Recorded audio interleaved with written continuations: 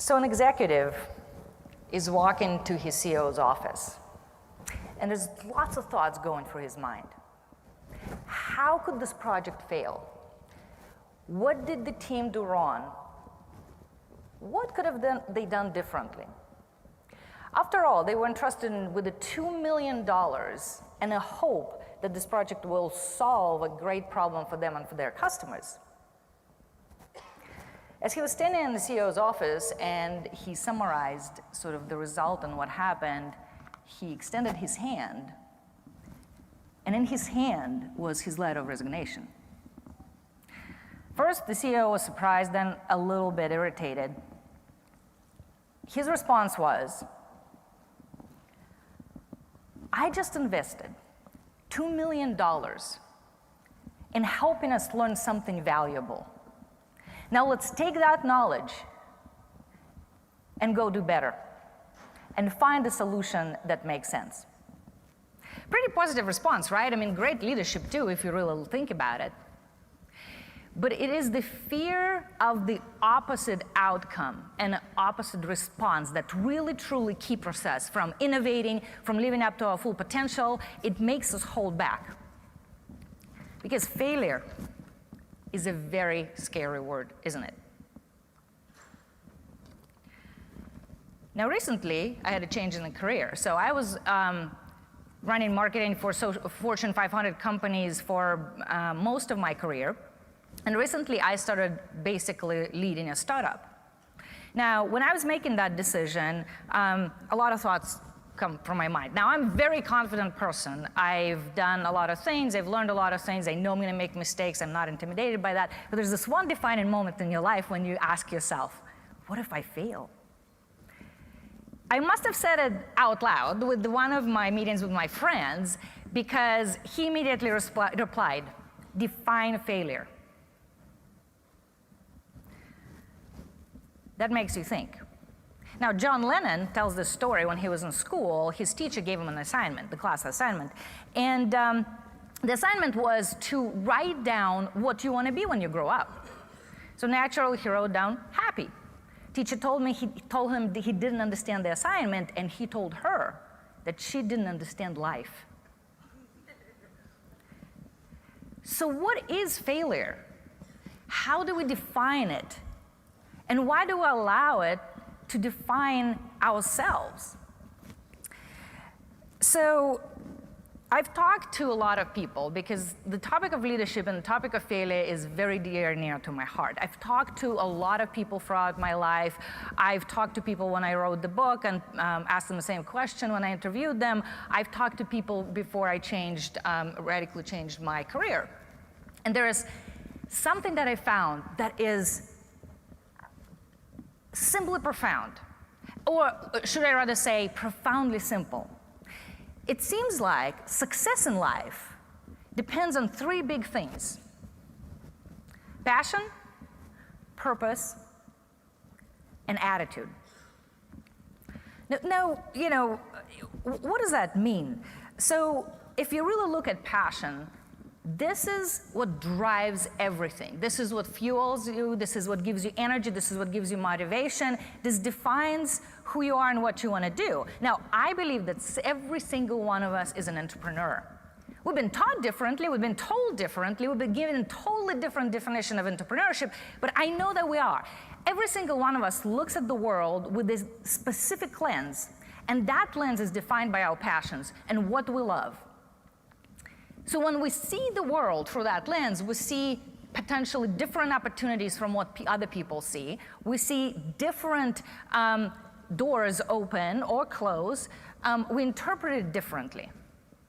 So you take that passion and you define your purpose from there. What are you passionate about? That is your purpose. Your purpose is to execute on your passions, to build your dreams.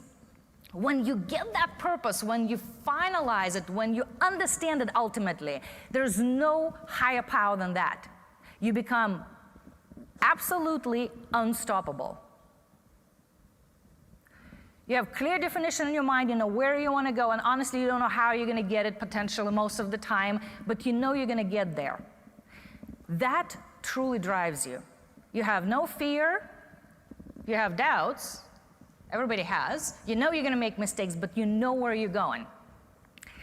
And from that comes the attitude of maybe there isn't such a thing as failure. And maybe you need to rethink some things that you were taught or some things that you currently know in order to get to where you want to go. So when passion and purpose collide, it becomes sort of this ultimate aphrodisiac. Think about this number, 5,126.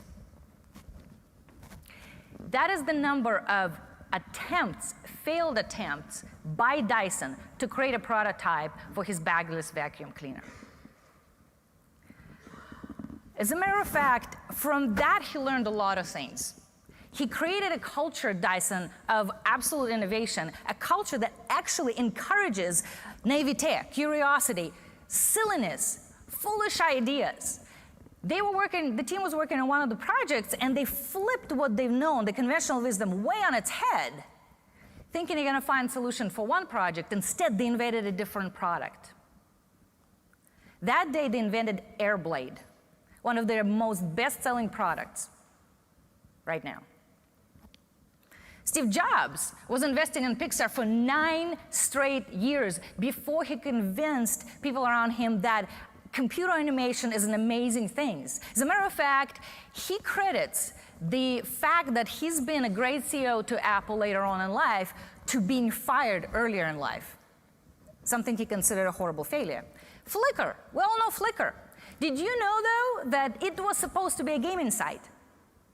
It was supposed to be gaming. That's what was the initial focus. They miserably failed at it because we're not in Flickr gaming right now, right? But what they noticed is that the photo sharing element of feature was really important on the site. So they changed focus, they adjusted and adopted. Now what about individuals? Let's take a look. Beethoven was told that he would never amount to anything as a composer because he was just strange and he liked to play music in a totally different way. Michael Jordan was kicked out of his high school baseball team. He cried. Henry Ford lost his business 5 times before he built a successful one. Disney was actually hired by a newspaper editor for the lack of creativity. He also failed at his business several times before he built Disneyland. Marilyn Monroe was told that she's unattractive and will never be able to act. We know how that turned out. Einstein, having spoken until he was 4, didn't read until he was 7, was called by his teachers mentally slow. The list goes on and on and on. Now you might be thinking, look, I'm not Marilyn Monroe, I'm not pretty, I'm not Michael Jordan, I don't have a talent. But see, it doesn't matter. Because everybody's life and everybody's purpose matters. And it contributes to their community, whether in a large way or in a small way. You matter to somebody. You may be somebody else's hope, somebody else's leader, even if it's a small community of several people. It doesn't matter. If you think somebody small can't make an impact, try going to bed with a mosquito. Now, we were growing up believing that we cannot be an artist because, look, it's really not probably going to make you much money. It's not going to provide the safety you're looking for. We cannot be a composer. We cannot sing music because not everybody is making it in that world. We were programmed and destined to look for safe choices and be responsible.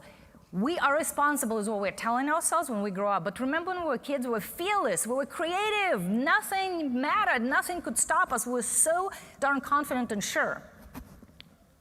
So as you're looking at sort of your life, you need to understand that doubts kill more dreams than failure ever does.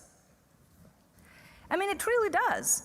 And the reality is that you need to define what failure means to you. You know, you need to create your own definition of that word. As a matter of fact, you need to take the definition that was given to you by somebody else and rip it up. And maybe you end up figuring out that your definition of failure, that word doesn't even exist at all. And it's just small mistakes you make on the way to living your purpose. So today, I encourage you to rip up what somebody else set you up to be, or to do, or to think, or to feel. Throw it out. And don't fear. Live your life passionately, lead with purpose, and create movements, ignite movements around yourself. And dare to dream, because if you don't dream, if you don't have your own dreams, I can guarantee you somebody else will hire you to build theirs. So dare to fail, because you might just fail your way to amazing things. Thank you.